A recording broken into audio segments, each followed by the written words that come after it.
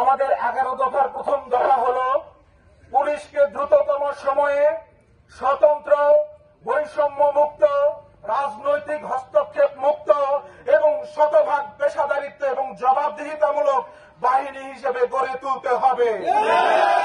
রাজনৈতিক বিবেচনায় নিয়োগপ্রাপ্ত সকল পদের সদস্যদের জরুরি ভিত্তিতে বিরাজনীতিকীকরণ করার অংশ হিসেবে জনসম্পৃক্ত ডিউটি থেকে সরিয়ে দিয়ে কঠোর মনিটরিং এ রাখতে হবে। বিগত দিনে রাজনৈতিক পরিচয় ব্যবহার করে পোস্টিং বাণিজ্য এবং সকল দুর্নীতিবাজদের তালিকা তৈরি করে তাদেরকে উপযুক্ত বিচারের আওতায় নিয়ে আসতে হবে। বন্ধুগণ, পুলিশ কেবলমাত্র রাষ্ট্রের প্রতি এবং সেই রাষ্ট্রের জনগণের প্রতি দায়বদ্ধ থাকবে, কোন রাজনৈতিক নেতা বা দলের প্রতি নয়। আমরা কোন রাজনৈতিক নেতার দাস নই। আমাদের দ্বিতীয় দফা, মেধা এবং যোগ্যতার ভিত্তিতে অফিসারদের মূল্যায়ন এবং প্রদান করতে হবে। একইভাবে আমরা যারা কনস্টেবলে ভর্তি হয়েছি, আমরা মেধা এবং যোগ্যতার মাধ্যমেই আমরা পদোন্নতি। ফোর্সের সাথে কমান্ডিং অফিসারের আন্তঃযোগাযোগ এবং সম্পর্ক কেমন সেটা আভ্যন্তরীণ ইন্টেলিজেন্সের মাধ্যমে নিশ্চিত করে ঊর্ধ্বতন অফিসারদের পদোন্নতির শর্ত হিসেবে বিবেচনা করতে হবে।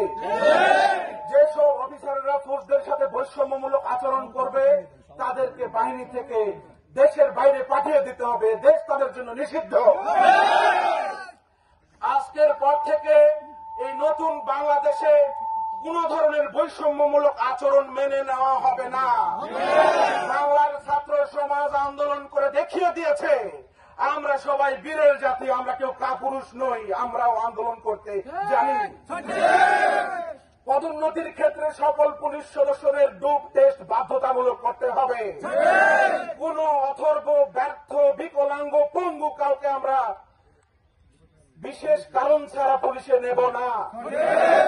আমাদের যেসব কাজ রয়েছে, ভালো কাজ, সহজ কাজ, প্রযুক্তিগত যেসব কাজ রয়েছে, সেসব কাজে বিশেষ সুযোগ সুবিধা বঞ্চিত লোকজন সুযোগ পাবে। আমাদের যে দাবি সেটা হলো একটা স্বাধীন নিরপেক্ষ জুডিশিয়াল কমিটি গঠন করে দ্রুত সময়ের মধ্যে রিভিউ করে প্রত্যেক প্রকৃত বিচার সুনিশ্চিত করতে হবে। এছাড়া ঊর্ধ্বতন কর্মকর্তাদের বিরুদ্ধে যৌক্তিক অভিযোগ জানানোর জন্য কার্যকর এবং নির্ভরযোগ্য অভিযোগ সেল গঠন করতে হবে। আমাদের তৃতীয় দফা, নিয়োগ, প্রশিক্ষণ এবং পদোন্নতিতে যত প্রকার প্রচলিত বৈষম্য রয়েছে তা দূর করতে হবে। কনস্টেবল এবং এএসপি পদে 2 ধাপে নিয়োগ করতে হবে। কনস্টেবলের যোগ্যতা হবে কমসে কম এইচএসসি পাস।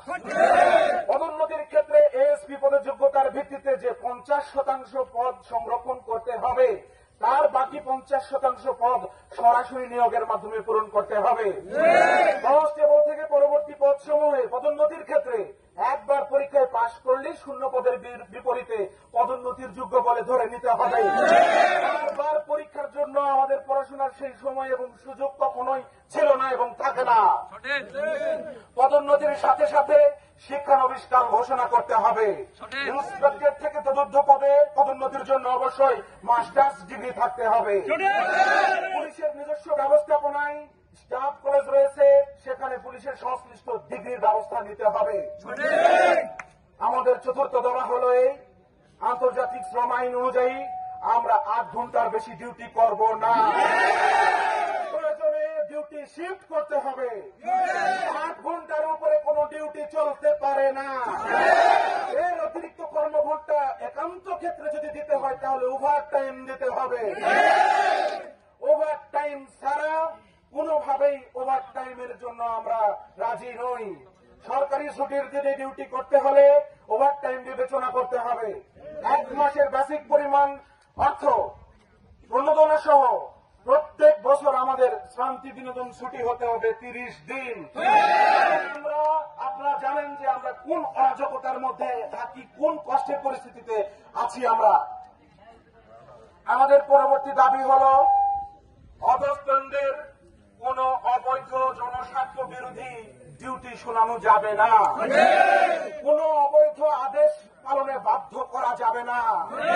কোটা সংস্কার আন্দোলনে পুলিশ সদস্য হয়েছে। পুলিশি স্থাপনাগুলোই হামলা চালিয়ে অগ্নিসংযোগ করে সবকিছু লুটপাট করে দেওয়া হয়েছে। এসবের বিচার করতে হবে। সমস্ত অবকাঠামোগুলোকে পুনর্গঠন করতে হবে। আমাদের আরএমপির হেডকোয়ার্টার থেকে শুরু করে আজকে রাজশাহীর কোন থানা ফাঁড়ির কোনো কিছুই আর চিহ্ন অবশিষ্ট নেই। অতি দ্রুত সময়ে পুলিশকে কার্যকর করার জন্য সবকিছু ঢেলে সাজাতে হবে। প্রত্যেক মাসের 10 তারিখের মধ্যে টিএবিলের ব্যবস্থা করতে হবে। টিএবিলের ব্যবস্থা না করে এর আগের স্বৈরাচারী রেজিম শুধুমাত্র দুর্নীতি